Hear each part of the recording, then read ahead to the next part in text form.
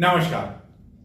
Bhilwara highway पर अब आना जाना एक समस्या बनती जा रही है और यदि आप सड़क मार्ग से जा रहे हैं और यह सोचकर कि चित्तौड़गढ़ से किसी वाहन में सवार होकर आसानी से 1 घंटे में भीलवाड़ा पहुंच जाएंगे तो यह गलती न करें, क्योंकि गत कई समय से गंगरार में जो ओवरब्रिज का काम चल रहा है, निर्माण कार्य चल रहा है, वह इस धीमी गति से चल रहा है, जिसके कारण आए दिन यहाँ जाम होना रोजमर्रा की बात हो गई है।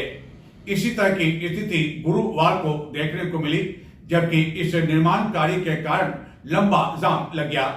गंगरार के समीप स्थित टोल नाका से लेकर गंगरार तक लगे इस जाम के कारण कई यात्री बसें एवं कई कारें भी इसमें फंस गई, जिसमें सवार यात्रियों को काफी परेशानियों का सामना करना पड़ा। भीलवाड़ा हाईवे पर चित्तौड़गढ़ जिले के गंगरार क्षेत्र में गत कई समय से ओवरब्रिज का निर्माण कार्य चल रहा है, लेकिन इस निर्माण कार्य के कारण आए दिन लोगों को परेशानियों का सामना करना पड़ रहा है। इसी तरह की परेशानियों का सामना कई उन यात्रियों को गुजरना पड़ा जो कि भीलवाड़ा से आने जाने वाली बसों में सवार थे या कारों में सवार थे।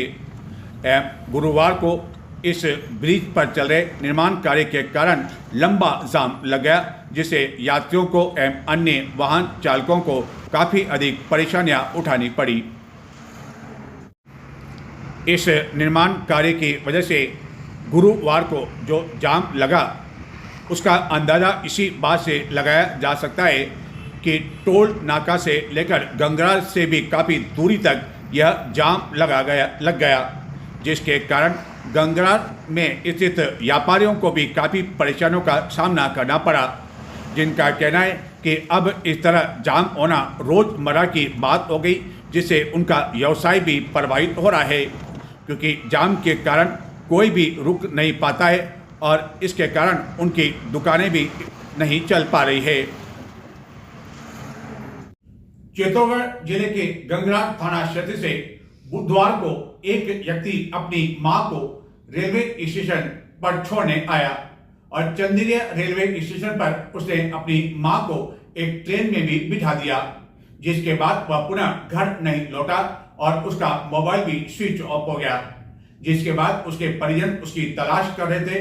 गुमशुदगी का मामला गंगरार पुलिस थाना में भी दर्ज करवाया गया और तलाश करते करते गुरुवार को जब उसके परिजन चित्तौड़गढ़ आए तो यहाँ पर बेरज नदी के समीप उसकी पहले मोपेड दिखाई दी और बाद में उसका शव कुंभा नगर में रेलवे पुलिस लाइन के समीप स्थित बेरज नदी के पास झाड़ियों के पास मिला, जिसके बाद पुलिस को इस घटना की जानकारी दी गई और पुलिस ने जिस स्थिति में मृतक का यह शव मिला, हत्या किए जाने की संभावना से भी इनकार नहीं किया।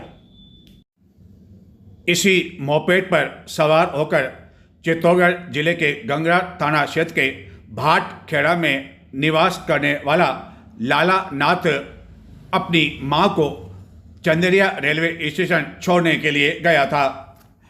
बाद में ट्रेन आने पर वह अपनी मां को इस ट्रेन में बिठाकर मोपेड से रवाना भी हो गया, लेकिन उसके बाद जब बुधवार को अपने घर नहीं पहुंचा, परिजनों द्वारा उसकी तलाश की गई, लेकिन उसके बावजूद नहीं मिलने पर गंगरार पुलिस थाना में गुमशुदगी का मामला दर्ज करवाए जाने के साथ ही परिजनों द्वारा उसकी लगातार तलाश की जा रही थी एवं उसका मोबाइल भी जब बंद मिला तो परिजनों को काफ़ी चिंता होने लगी एवं विभिन्न स्थानों पर सीसीटीवी में उसके फुटेज भी देखे गए, जिसमें कई स्थानों पर वह अकेले ही मोपेड पर अपनी मां को रेलवे स्टेशन पर छोड़ने के बाद आता जाते हुए दिखाई दिया, जिससे परिजनों को यह चिंता सताने लगी कि आखिरकार मां को रेलवे स्टेशन छोड़ने के बाद वह अपने घर पर क्यों नहीं आया।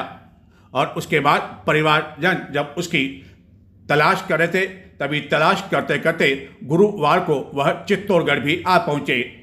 चित्तौड़गढ़ में पुलिस लाइन के पास स्थित रेलवे पुलिया के समीप उसकी वही मोपेड दिखाई दी, जिससे वह अपने घर से रवाना हुआ, जिसको लेकर परिजनों को कुछ संदेह हुआ तो उनके द्वारा आसपास तलाश किए जाने पर बेरज नदी किनारे झाड़ियों में लाला नाथ का शव मिल गया, जिसके बाद पुलिस को इस घटना की जानकारी दी गई। परिजन एवं पुलिस जब मौके पर पहुंची तो लाला नाथ के गले में पहनी हुई साफी के गले में 2-3 गांठें लगी हुई थी, जिससे परिजनों को संदेह कि इसी साफी से उसका गला घोंटकर हत्या की गई। लेकिन मृतक के कान में पहने सोने के लौंग सुरक्षित मिल गए, जिसके कारण यह मामला और अधिक रहस्यमय हो गया कि यदि लूट के इरादे से उसकी हत्या की गई होती तो आखिरकार हत्यारे उसके कान में पहनी ये लौंग क्यों छोड़ गए। हालांकि आसपास तलाश किए जाने पर उसका मोबाइल नहीं मिला और जिस तरह उसकी मोपेड बेड़त नदी के समीप मिली, जिससे यह माना जा रहा कि यदि उसकी हत्या की गई तो वह अपने किसी परिचित के साथ ही यहाँ तक आया होगा या उसे यहाँ तक बुलाया होगा। और सवाल यह भी उठाया जा रहा है कि जब वह चंदेरिया रेलवे स्टेशन पर अपनी मां को छोड़ने आया तो उसके बाद उसे पुनः गांव लौटने था, तो फिर आखिरकार चंदेरिया रेलवे स्टेशन से लगभग 6-7 किलोमीटर की दूरी पर लाला नाथ बेड़च नदी तक क्यों गया। और यही अब पुलिस जांच पड़ताल करने में लगी है।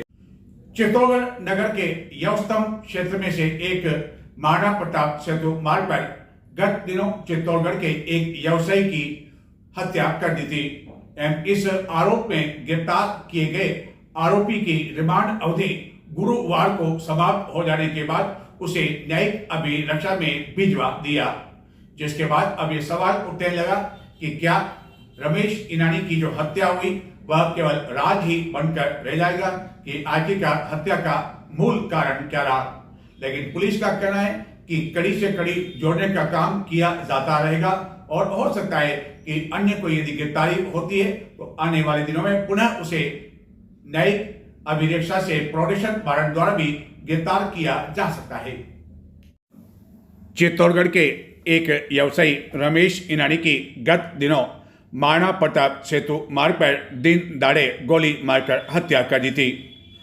कोतवाली पुलिस ने इस घटना के कुछ घंटों बाद ही ग्रामीणों की सहायता से उत्तर प्रदेश के वाराणसी जिले में निवास करने वाले मनीष दुबे को गिरफ्तार कर लिया था एवं गिरफ्तारी के बाद भी व्यापार महासंघ द्वारा आधे दिन चित्तौड़गढ़ बंद का आह्वान किया गया था एवं कलेक्ट्रेट में मृतक के शव के साथ लोगों द्वारा प्रदर्शन भी किया गया था। पुलिस द्वारा अभियुक्त को न्यायालय में पेश कर पहले 7 दिन का रिमांड लिया गया और यह रिमांड अवधि पूरी होने के बाद फिर से उसे 2 दिन के रिमांड पर लिया गया। यह रिमांड अवधि गुरुवार को समाप्त हो जाने पर उसे न्यायालय में पेश किया गया, जिसके बाद उसे न्यायिक अभिरक्षा में भिजवा दिया गया। लेकिन न्यायिक अभिरक्षा में भिजवाए जाने से पहले अभियुक्त जिस तरह मीडिया को उसके हाथों में पहनी हथकड़ी दिखाने में लगा रहा, उसे ऐसा लगा कि उसे अपने द्वारा किए गए इस कृत्य को लेकर किसी तरह का कोई पछतावा नहीं है। अब सवाल यह उठ रहा है कि आखिरकार हत्या का कारण क्या रहा। हालांकि पुलिस को उसने जो जानकारी दी वह न तो पुलिस के और न आम लोगों के साथ ही परिजनों के गले उतर रही है कि लगभग 2 वर्ष पहले वह रमेश ईनानी की जो राणा संघा बाजार में कुरियर की दुकानें वहां पर अपना एक कुरियर करवाने गया था, लेकिन पैसे अधिक मांगे जाने पर कहा सुनी हो गई और इसी कारण उसके द्वारा बदला लिया गया। अब देखना ही आने वाले दिनों में इस मामले कुछ हो पाता है या नहीं, या रमेश ईनानी की हत्या का जो कारण है वह राज हमेशा के लिए राज ही बनकर रह जाएगा और लोग आने वाले दिनों में कई तरह की केवल चर्चाएं ही करते रह जाएंगे। चित्तौड़गढ़ में स्थित एक निजी शिक्षण संस्था में बुधवार देर रात्रि को चोरी की एक वारदात हो गई। चोरी करने आए 3 चोर यहां लगे सीसीटीवी कैमरे में कैद हो गए, लेकिन इस दौरान उन्होंने शॉल, कंबल आदि पहन रखे थे, जिसके कारण उनका चेहरा पूरी तरह से स्पष्ट नजर नहीं आ रहा है। चित्तौड़गढ़ की अवंतिका विहार कॉलोनी में स्थित एक निजी शिक्षण संस्था में बुधवार देर रात्रि को 3 अज्ञात चोरों द्वारा चोरी की एक वारदात को अंजाम दिया गया।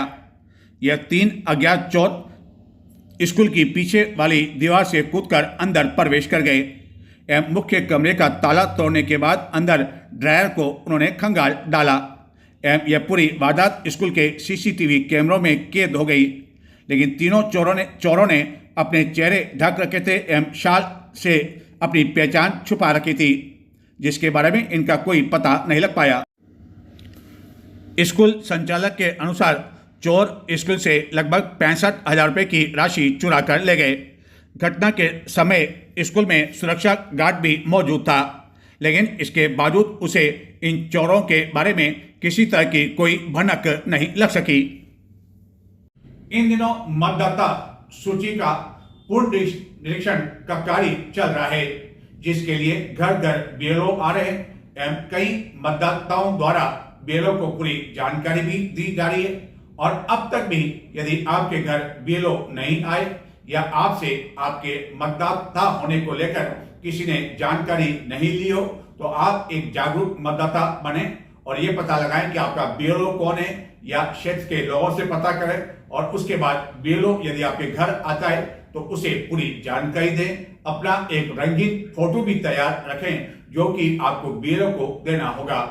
आप चाहे पहले कितनी बार मतदान कर चुके हों, लेकिन फिर से आपको नई जानकारी देनी होगी और यदि आपने निर्धारित अवधि में जानकारी नहीं दी तो आपका मतदाता सूची में नाम कट सकता है। और फिर जब आने वाले समय में कोई चुनाव होता है और यदि आप वहां जाते हैं और पता लगता है कि मतदाता सूची में आपका नाम कट चुका है, तो फिर आप कुछ भी नहीं कर सकते हैं। राजस्थान समेत कई राज्यों में इन दिनों विशेष गहन पुनरीक्षण कार्यक्रम के तहत बीएलओ की टीम विभिन्न कॉलोनी में पहुंच रही है। मतदाता हेल्थ कैंप भी लगाए जा रहे हैं एवं मतदाता की सूची फिर से तैयार की जा रही है, उसका सत्यापन करवाया जा रहा है। यदि आपके घर अब तक बीएलओ नहीं पहुंचाए तो आप अपने संबंधित बीएलओ के बारे में जानकारी अवश्य लें। इसको लेकर चित्तौड़गढ़ के सांसद सीपी जोशी ने भी मतदाताओं से अपील की है कि वह इस बारे में एक जागरूक नागरिक बने। ऐसा न हो कि आपका नाम इसके अभाव में मतदाता सूची से कट जाए और जब आप आगामी किसी भी चुनाव में जब मतदान करने पहुंचे तो आपको पता चले तो उस समय आपके होश उड़ जाएंगे और आप कुछ भी नहीं कर पाएंगे। नमस्कार, मैं सभी मतदाताओं से अपील करता हूं, आग्रह करता हूं कि देश भर में मतदाता सूचियों के शुद्धिकरण का और पुनरीक्षण का कार्यक्रम चल रहा है। यह एक राष्ट्रीय अभियान है जो इस लोकतंत्र में महत्वपूर्ण भूमिका निभाता है। हमारी मतदाता सूची शुद्ध हो, उसमें अगर कोई त्रुटि हो तो उसका शुद्धिकरण करने का ये महत्वपूर्ण अभियान है। अभी बीएलओ सब आपके घर पर घर घर जाकर गणन फार्म दे रहे हैं, एक फॉर्म दे रहे हैं जिसमें हमें एक रंगीन फोटो देना है, जिसके माध्यम से इस देश के नीति निर्धारण में वही व्यक्ति की भागीदारी होनी चाहिए, सहभागिता होनी चाहिए जो इस देश का नागरिक है, जो वयस्क है, जो जीवित है। इसलिए सभी से मेरी विनम्र अपील है, आग्रह है कि हम सब लोग, चाहे बीएलओ हो चाहे बीएलए हैं, इस अभियान में हम अपनी महत्वपूर्ण भूमिका निभाएं।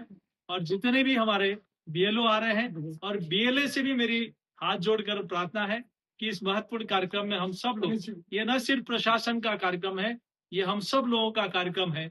इससे राष्ट्रीय महत्व के कार्यक्रम में अपनी हम सब लोग महत्वपूर्ण भूमिका निभाएं और हर घर पर इस अभियान में अपने जो घर पर जो नाम वंचित हैं तो उनको जुड़ाने का काम करें। अपने वार्ड में, अपने क्षेत्र में कोई ऐसा व्यक्ति है जो जीवित नहीं है, जो इस देश का नागरिक नहीं है, उनके नाम अगर हैं तो उस मतदाता सूची में शुद्धिकरण का काम करें। यही मैं अपनी ओर से आप सबसे आग्रह करता हूं। बहुत बहुत धन्यवाद। चित्तौड़गढ़ जिले की निम्बाड़ा पुलिस ने 2 अलग अलग कार्रवाई में 22 किलो से अधिक अवैध डोडा चूरा जब्त कर 3 तस्करों को गिरफ्तार कर लिया। इन तीनों से पूछताछ की जा रही है कि यह अवैध डोडा चूरा कहां से लाया जा रहा था और किसे सप्लाई किया जाना था। चित्तौड़गढ़ जिले की सदर निम्बाड़ा थाना पुलिस ने अवैध मादक पदार्थों की तस्करी के खिलाफ कार्रवाई करते हुए 2 अलग अलग कार्रवाई में 2 ट्रक से लगभग 22 किलो डोडा चूरा जब्त कर 3 तस्करों को गिरफ्तार कर लिया। इसमें एक हिमाचल प्रदेश का एवं 2 पंजाब के बताए जाते हैं। इन तीनों तस्करों से पूछताछ की जा रही है कि उनके द्वारा यह डोडा चूरा कहां से लाया जा रहा था। नजर डालते हैं कुछ और समाचारों की ओर, लेकिन संक्षिप्त में देखते रहे चित्तौड़ दशम। चित्तौड़गढ़ संसदीय क्षेत्र में रेलवे से संबंधित कार्यों के विकास, यात्रियों की सुविधा तथा क्षेत्र की कनेक्टिविटी को और अधिक सुदृढ़ बनाने के लिए पश्चिम मध्य रेलवे से संबंधित कई महत्वपूर्ण विषयों को लेकर रतलाम मंडल के सांसदों की बैठक के साथ चित्तौड़गढ़ के सांसद सीपी जोशी ने कोटा में रेलवे से संबंधित बैठक में कई मांगों की और रेलवे के आला अधिकारियों का ध्यान आकर्षित किया, जिसमें चित्तौड़गढ़ कोटा रेल मार्ग का दोहरीकरण के साथ ही कुछ नई ट्रेनों को संचालित किए जाने की भी मांग की। सांसद ने कोटा अहमदाबाद ट्रेन को भी प्रतिदिन संचालित किए जाने की मांग की। चित्तौड़गढ़ जिले में सड़क दुर्घटनाओं को कम करने और पीड़ितों को समय पर मुआवजा दिलाने के लिए इलेक्ट्रॉनिक विस्तृत दुर्घटना रिपोर्ट यानी कि EDAR पोर्टल का जिला पुलिस अधीक्षक मनीष त्रिपाठी ने शुभारंभ किया। पोर्टल का मुख्य उद्देश्य सड़क दुर्घटनाओं की पूरी जानकारी को डिजिटल रूप से दर्ज करना बताया गया। अखिल भारतीय विद्यार्थी परिषद चित्तौड़गढ़ नगर इकाई द्वारा रानी लक्ष्मीबाई जयंती के उपलक्ष्य में छात्राओं को आत्मरक्षा प्रशिक्षण का मेगो डेमोन्स्ट्रेशन किया गया। यह प्रशिक्षण सुभाष चौक पर आयोजित किया गया, जिसमें बड़ी संख्या में छात्राओं ने भाग लिया। कार्यक्रम की मुख्य अतिथि के रूप में दुर्गा वाहिनी की क्षेत्रीय संयोजक लता पंड्या मौजूद थी। चित्तौड़गढ़ जिले के मंडपिया में स्थित प्रसिद्ध सांवलिया सेठ के मंदिर में जो भंडारा खोला गया था, उसके नोटों की गिनती का काम 21 नवंबर शुक्रवार को फिर से शुरू किया जाएगा। 20 नवंबर गुरुवार को अमावस्या होने के कारण यह काम स्थगित रखा गया था। पहले चरण की गिनती में 12 करोड़ रुपए से भी अधिक की राशि निकल चुकी है। यह माना जा रहा है कि जब गिनती का काम पूरा हो जाएगा तो यह राशि 25 करोड़ रुपए को भी पार कर सकती है, क्योंकि भंडारा लगभग 2 महीने बाद खोला गया।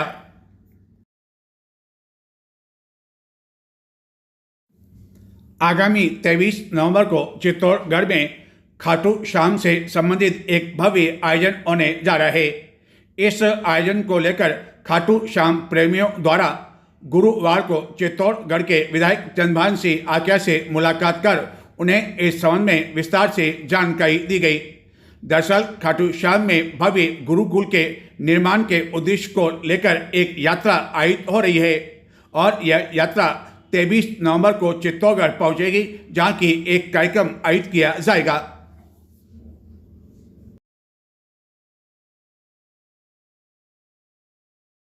तो ये थे आज के समाचार। अब मुझे आगे दें। नमस्कार।